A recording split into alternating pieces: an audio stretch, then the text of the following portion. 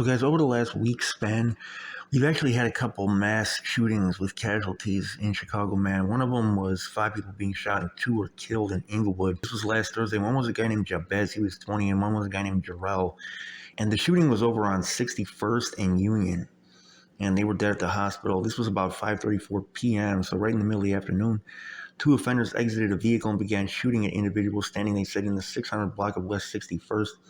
A 17-year-old boy was shot in the arm. He was in good condition. And a 20-year-old man, later identified as Jabez, was fatally struck in the shoulder. Even though it was just a shoulder shot, he bled out apparently. Or maybe the bullet ricocheted, I don't know. I knew a guy personally to whom that happened. But a 21-year-old man was hit in the arm. And a 26-year-old man was hit in the body. They didn't say where. A woman was also hit in the arm. The police said that with the nice weather, there was a lot of people gathering together outside when gunshots rang out, and kids were present, but none of the kids were hit. So mass shootings with the kids around, man. I don't know what these guys, what the motive was for this or anything like that, man, but the large gatherings, I say this every summer. Every summer I say this and go back over it, man. I highly advise against the large gatherings outside on any block that's hot. That particular block right there, I don't know how hot that is, but any block that's hot, man, these large gatherings, you guys remember, every summer I report on this, like, nonstop the whole summer. 5 people shot, 10 people shot, they were standing on a corner.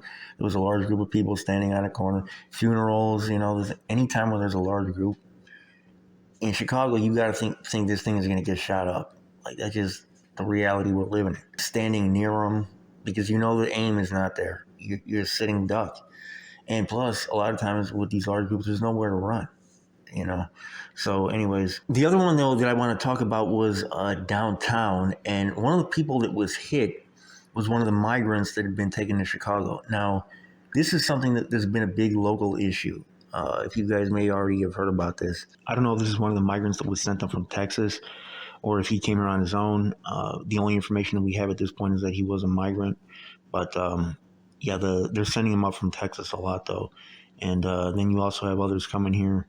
And guys are finding themselves in big trouble real fast in one of several ways. Lightfoot had actually declared like a state of emergency in Chicago because we were getting so many migrants from Texas. And a lot of the people were in kind of dire straits. And they're coming here sometimes in like these large families. And it's created a situation where it's kind of difficult for Chicago to deal with. Now, that's one thing that's a big political issue because, Chicago would say, okay, we're a sanctuary city. And, Texas and the other border states, they've had a very heavy burden on them because of all the migrants coming north from south of the border. And so they said, okay, you guys want to be a sanctuary city. You guys want to, tell us how to deal with this and everything. Well, here you go. And it's, created, it's even like deepened the tensions between Democrats and Republicans. Personally, I think anybody that says, that tells anybody else to accept migrants should accept migrants themselves. The problem is you got to have a plan to do that. I like to think of America as a welcoming place. I'm only second generation in the country myself, so the country accepted my family. So, at a time when, Southern Europeans were looked at in a lot of the same way that Hispanics are looked at now. It was like kind of like a little bit lower class, but it is difficult. Some of these local governments, they need help. The national government needs to help them out. America, I think of America as as a nation of immigrants, with the exception of Native Americans and Black folks. Pretty much every other group here at some point was immigrants. So I like to think of America as having that welcoming spirit. It's one of the reasons why, one of the things I like about this country. If the country becomes unwelcoming, I think that takes away from America's identity.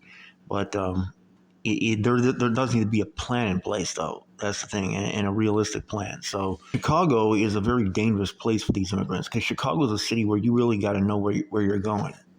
You step in the wrong neighborhood in Chicago and you can find yourself in serious trouble, especially for like a lot of these young Latino males. They can easily get mistaken for being somebody's op, and then, somebody gets down on them. So this is this is kind of a precarious situation for them getting sent to the murder capital of the United States. I even tell people that are from the U.S. like if you're coming here, have somebody that's from here and knows their way around, like take you around, because if you're just going random places, you're gonna end up in trouble. So one of the bystanders that was wounded in Crossfire downtown, actually in the River North district, and this is one of the highest end districts of the city. This is not too far from where Duck was shot, like one of the most upscale areas of Chicago. You have to be rich to live over there.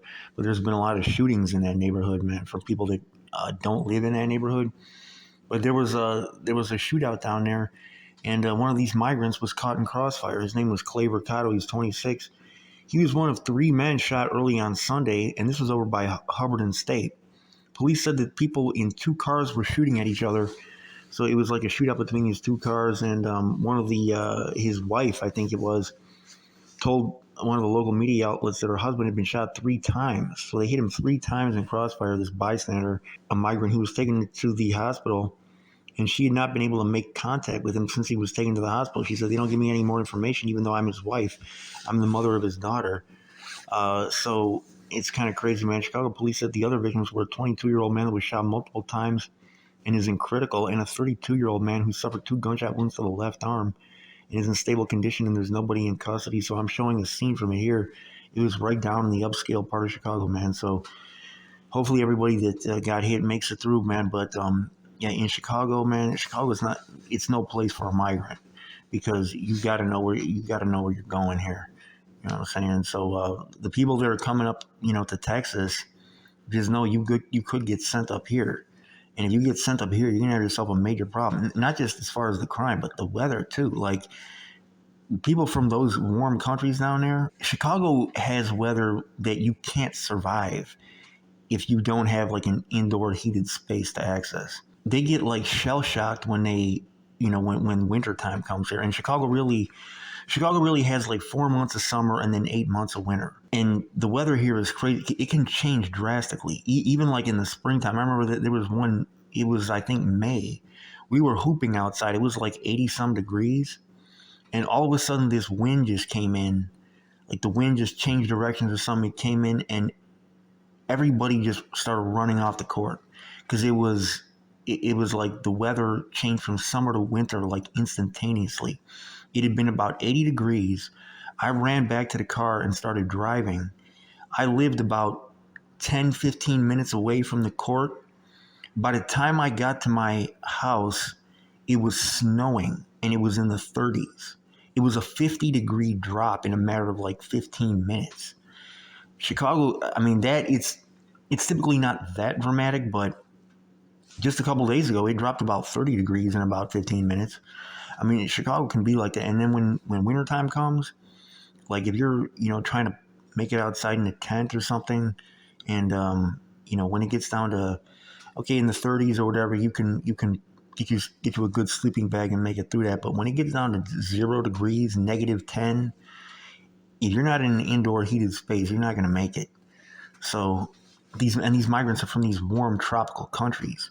Like, they're not built for this, you know what I'm saying? So somebody like, sends you up here from Texas, catch a Greyhound somewhere else instantly, because I'm telling you, you're not ready for Chicago. Chicago's a place that you got to know how to deal with. Like, you got to be trained and ready for this place, man.